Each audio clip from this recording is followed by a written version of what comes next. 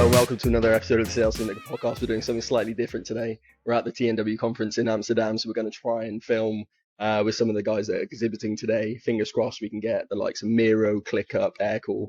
Hopefully it's going to be a good episode. We're going to ask them a few questions, top tips, best at the show, that sort of stuff. Maybe a couple of funny ones. So stay around for the rest of the episode and hopefully enjoy it. Okay, so we're back on with James. We're outside this. So I'll hand over to James to introduce himself and Spendesk before we get into the question. Perfect. Thanks a lot, Jamie. So my name's James, as you mentioned. I'm Irish, but I'm working in the London office at Spendesk. I'm one of the senior BDR reps at Spendesk for about a year and a half now. That's From a Spendesk point of view, what does he's interviewing me now? What does Spendesk do? So we basically help companies to control all of their outgoing spending. So everything from a payment method all the way to their bookkeeping, and then pass all of that over then into their accountancy software to reduce any risk of overspending and keeping track of their spending. Amazing. Right, so question one is top 3 tips for senior BDRs. Yeah, so I think the first one is try and take every day as it comes. Just try and get 1% better every day. The second one would be this one from jiu-jitsu, but it's get comfortable being uncomfortable, because that's you're only really going to grow outside your comfort zone. Probably not being afraid to ask more senior people for help. I think it's important to just ask people who are more experienced what they think and how they got to where they are. And I guess doing a podcast is being uncomfortable, right? Yeah, exactly. So he's getting more comfortable. He's getting more comfortable. Okay, so question 2 was, so far this year, what is the best sales strategy from your perspective? What's worked well for you so far this year? This is one that we're obviously reassessing every month, every day. I'd say what's working best at the moment is just a multi-channel approach, because some people and what I mean by that is calls, emails, and LinkedIn. Using different methods, because some people don't like being cold calls, some people do, some people don't like email, some people do, some people prefer LinkedIn. So you have to try different channels to try and reach out to different prospects. And then I think triangulation is really important as well.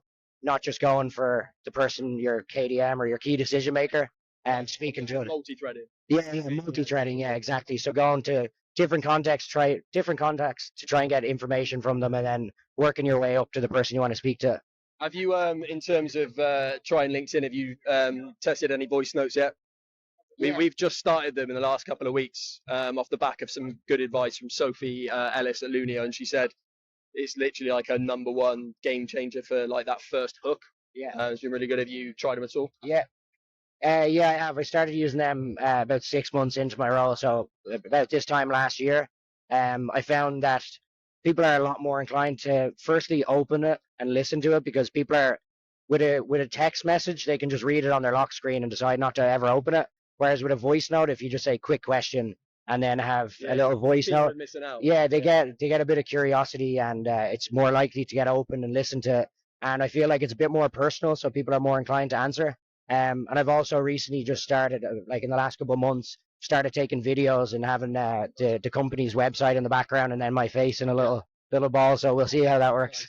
So speaking of voice notes, the next question is related to accents. And actually, in terms of the stats that we've got, Irish is in the top 3 in the UK of most trustworthy accents. So right. Voice notes, that's why your voice notes are working. But in your opinion, what is the least trustworthy accent in the UK for a sales rep? I can only really go off the people I work with, so they're not going to be too happy when they hear this. But they'll know who they are. But it's probably the Devon accent. Yeah. That's it kind of sounds Gloucester, Bristolian, isn't it? Yeah. Farmer. Yeah. Yeah. Interesting. Okay, Devonshire accent. I guess for those in the UK, you'll understand what the Devonshire accent is. For those who don't, it's kind of farmery. Yeah. I think. Yeah. Okay. Good. Well, look, thanks for jumping on again. I appreciate you've made the time for us today and yesterday. Yeah. But hopefully it wasn't too bad, and we'll have to get you on the full podcast at some point soon. Yeah. Brilliant. Good. Yeah. Thanks. Okay, we're at the Deel stand here at the TNW Conference. I'm joined by Rick. I'm going to hand over to Rick to introduce himself and Deel as well first. Hey guys, I'm Rick. I'm an SDR, International Expansion Consultant at Deel, and I'm happy to answer your questions today. Do you want to tell us a little bit more about Deel before we jump in? Sure, Deel basically is a platform that allows you to scale and manage a global team, either if that's contractors or employees, but also manage your global payroll for multiple entities. Amazing. Okay, so question one was, what is your opinion on AI, good or bad? My opinion on AI is quite diverse. Use it sometimes, like to write some basic stuff, but honestly not using it that much yet. But I guess it's going to be quite important in the future, though. Yeah, 100%. Okay, so top 3 tips for someone who works in your role. I would say stay consistent, like have some daily targets that you want to hit. Be personal, be yourself. Don't be like a robot sending out all the same things, and be a bit more personalized. Yeah. I guess that's the second point. And the last tip is work a bit on your internal branding as well. Then let people know that you want to make a move, let people know where you want to go to. So also, like, not only on the outside, but also on the inside, people know where you want to go to. What career aspirations? Exactly, Yeah. exactly. Okay, no, that's nice. And then last question is, what is the strategy that has worked best for you so far this year for your outbound activity? Yeah, use personalized volume and personalized volume. I think that's key. I know it's quite tough, but just make it persona important. So if you reach out to an HR director, make it HR important. But don't try to navigate too many special ways. I would say just have personalized volume. So personalized, as in we're not talking every sentence of the email, but it's relevant to them to a degree, so that you can scale it. Exactly. Nice. Brilliant. Well, thanks for answering the questions. But yeah, thanks for joining in. Thank you. Cheers. Cheers. Okay, we're on the DigitalOcean stand for take 2 with Sherry again. I'll hand over to you to introduce yourself and the company before we jump into the actual questions. Okay. Good morning, everyone. So my name is Shireen Masoud. I'm an account manager at DigitalOcean, and I'm responsible for the Middle East and Africa market. And a bit about DigitalOcean. So we offered cloud computing solutions for small, medium businesses and individuals that really want to adopt to the cloud and have an affordable, flexible, and easy to use platform to get them started. So that's us. There you go. Perfect. Right. Questions. Okay. So question number 1, top 3 tips for someone in your position. Tip number 1, always be yourself. Yep. Tip number 2, don't be afraid to take risks. Know your market, know what's playing, understand the macroeconomic factors. And tip number 3 is know your team, because you work together with a team to get things going. And you need everybody around you to be as successful as you possibly can be. Okay, so question 2 is for you personally, what is the strategy or tactic that's worked best for you so far this year in sales? Okay, so I know we really try to focus on creative ways to do outreach, but sometimes old school is still the best approach in sales, such as get on the phone and call. It's okay to call. Send your emails, be creative, and that's really helped me connect with my customers in my region. Amazing. And then the last question, given that everyone is talking about AI like a lot, almost too much, what is your thoughts on AI? Good or bad? Do you use it?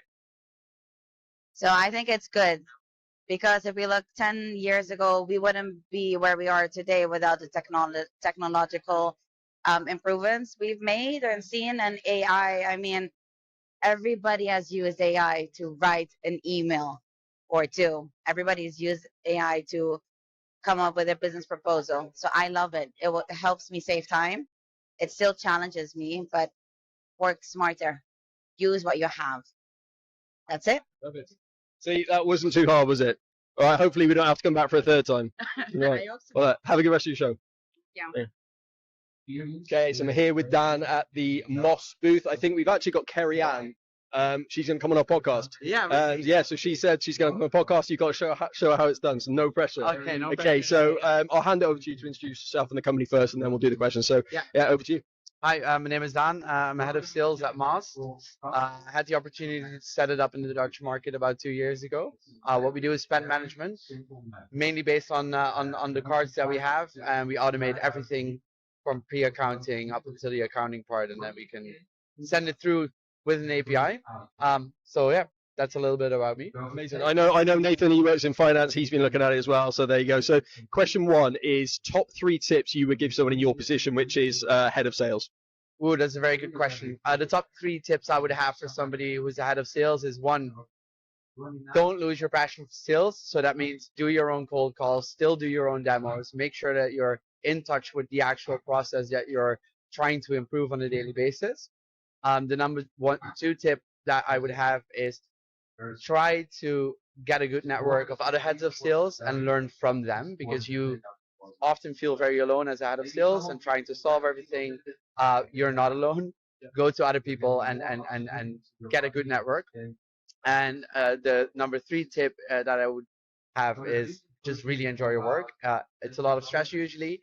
Of course, there's a lot of targets that you need to get, but always take that helicopter view, look back at what you're doing, and be proud of what you're achieving, because that actually makes it worth doing your job. Enjoy the highs and celebrate the mini wins, right? Yes. Yeah, because it's very up and down, isn't it? Yeah. Yeah. I sit next to a head of sales, and it's very up and down. Yeah. Okay, so question number 2 is the tactic or strategy that's worked best for your team this year so far.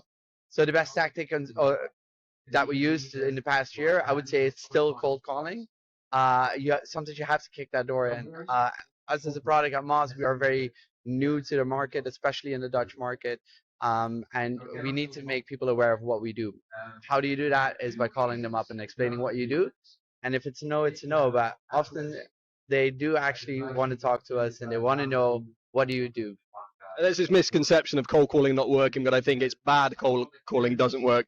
If you're good at it, it still very much works. Our team, our head of sales believes in it. He does it daily himself, and it still works really, really well. So, okay, the last question, based on the conversations that have been going on around the show, is what do you think of AI? Good, bad, and do you currently use it?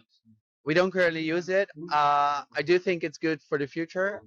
It's still in its baby shoes right now. There's still a lot to develop. In the future, I do think it will help with cold outreach, because if you automate everything and if you have a good database of possible answers of your product, you could have objection handling being done by AI, which is perfect. Then again, the human touch is usually what people buy, why people buy. So I do think having that SDR, having that AE do some demo or cold call will still be of added value. Amazing. You've been perfect. Hopefully you've shown your member of staff here how easy it is, and maybe he'll do it later. But thanks for jumping on. Appreciate it. Thank you very much. Okay, we are back on the Aircall stand with Jack. Take 2. Fingers crossed the sound works this time. So we're going to ask the same 3 questions, but I'll hand over to you to introduce yourself and Aircall first. Perfect. So I'm Jack Obatelli, BDR manager here at Aircall. Been with the business about 4 years. In short, Aircall's cloud-based phone system. We plug into your HubSpots, your Salesforces, your Zendesks.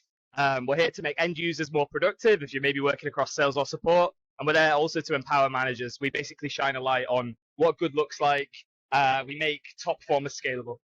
Amazing. Perfect. So jumping into the questions. So question 1 is AI. What do you think of it? Good, bad, and do you currently use it in your day-to-day? Yeah, it's a bit of a hot topic. Obviously, I think everyone's seen the news. I think AI done well is really kind of going to be the future, I would say. At the minute, I think we're still very much on that learning curve. I'm seeing it done particularly badly from time to time, even by even by myself when we're maybe testing new strategies out. But I do think that it's something that's definitely going to empower us. I think what we're going to see is almost like BDRs rather than maybe focusing so much on inputs a lot of the time. You're almost going to be builders of workflows, and that's kind of where I see the role maybe changing a little bit in the next few years with AI. Yeah, I think we're in this weird stage at the minute where everyone is just testing loads of different stuff with it. Once the dust settles, I think it's going to be quite exciting. But okay, next question is the top 3 tips you have for someone in your position, which is, as you said, is a BDR manager.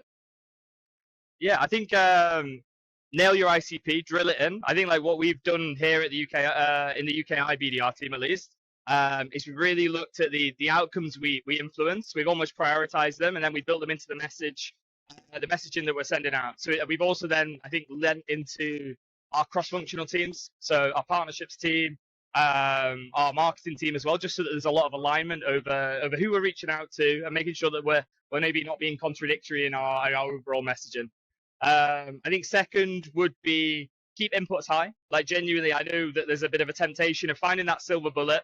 But as you know, what's working now isn't necessarily going to work in 6 weeks' time, in 6 months' time. But you can basically be the best at what requires zero talent. That's showing up, that's hitting, a consistent number every day, being disciplined. And number 3, I think for any other BDR managers, like start to build a network. I think I was quite slow to it. Really starting to reap the rewards for it now. It's great for advice. It's great for sometimes getting deals that you can either bring to the table yourself, give to other BDRs to be chasing. And I think it's really opened a lot of doors in a way that I wasn't actually necessarily expecting. So something I would be advising everyone to be doing. Start early if you can. And jump on podcasts, events. Why not? It's good for the network. And then the last question is the strategy that's worked best for you so far this year, or best for your team. I think something we've seen a lot of success with is like actually starting to. So I mentioned ICP. We've actually started to tier our ICP now as well. So it almost dictates how many inputs they're going to get, how many people you're going to be working. I think it allows BDRs who maybe love holding on to accounts to like know when to let go. They can do it with a bit of confidence, but it's also making sure that you're reaching out to the right kinds of stakeholders. You're leveraging maybe the bottom up selling as well as the really personalized stuff that's maybe trying to get desk side as well for your ideal guys who are going to be signing on the dotted line.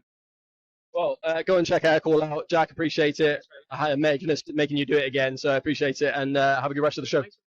Hey guys, so I'm at the Storyblok stand with Vladimir, and to ask the same 3 questions. I'll hand over to Vladimir to introduce himself and Storyblok before we jump in.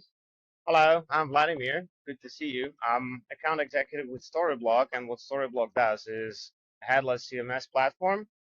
Why we do it? Because we empower teams, both developers and content creators, to produce modern content that's scalable and can be empowered with AI as well. That's no problem at all because it's flexible and integrates with everything you need. Awesome. So the first question we're asking people today is, you spoke about it just then, but what is your opinion on AI? Do you use it? Is it good? Is it bad? I can't say it's good or bad. I just don't personally use it. Didn't have a lot of experience with it, so I just rely on the old ways. And when you say the old ways, are we talking cold calls, emails? Well, all of them. There are different strategies. I think you need to pick whatever works for you. And for me, a good experience this year was having a good relationship with partners, because we work with a lot of implementation partners, and we cherish those, and they bring us interesting opportunities. So yeah, that works the best for now. So that's your top sort of strategy at the minute, was the partners. So in my case, yes. Amazing. And then what would be your top 3 tips for AEs in 2023? Yeah, well, I'd say be polite and respectful, right? Be fun, have fun, just use humor. I think that's always great. And the third one is don't promise what you can't deliver. Yeah, that's a good one. We did a blog actually a couple of weeks ago saying that if you promise what you can't deliver, it's more stressful in terms of anxiety, and your performance decreases. Yeah, well, and you promise what you can't deliver, so you lose customers, and then the snowball just kicks in. And then your customer success team don't like you because they've got a customer who's not happy. Yeah, obviously. Well, and then I think the third question, which you've kind of already answered, is the strategy that's worked best for you this year, which was the partnerships. Yeah. Yes. So is that you have a set group of partners that resell for you, or do they just make introductions? No, it's not reselling, but they implement our platform on the digital projects for their clients, and when they like working with our software, so when there is a new opportunity or a new project, they would pitch our solution. So they introduce us because customers, they need to go directly to us for licensing. Amazing. Well, look, thanks for answering the questions. I know it's early in the morning. You probably had a few to drink last night, but yeah, thanks for helping out. So, cheers. Okay, we're back on the Leaf Cloud stand for a second time. Yesterday, the audio didn't work, unfortunately, so we're back with Guy. He's kindly offered to do it again. So we're going to go with the 3 questions, but first of all, I will let Guy introduce himself because you couldn't hear anything in the last clip. So over to Guy. Well, hi, I'm Guy from Leaf Cloud. Do the marketing here. Well, Leaf Cloud's the world's most sustainable cloud provider, so it's a joy to work for, really. And yeah, here at TNW is hopefully going to be great for business. And you told us about what you mean by sustainable clouds sort of supply yesterday. Do you want to just cover that? Oh, yeah, sure. So sustainable cloud basically means not planting trees, but instead reusing all the server heat that our servers generate to heat up tap water for residents in Amsterdam. Interesting. I didn't hear that yesterday. That's very, very interesting. Okay, questions. So question number one is, what is your opinion on AI, especially after the show, which has been heavily AI? Is it hyped or is it good? It's both hyped and good. It's like the future. There's so much potential there. There's just endless possibilities and endless innovation that can come from it at such an incredible speed. So there's nothing but positivity there. Question two is top 3 tips for someone in your position. I think, given that our listeners are predominantly sales, you're in marketing, top 3 tips for marketers and sales to perhaps like work more closely or more collaboratively together.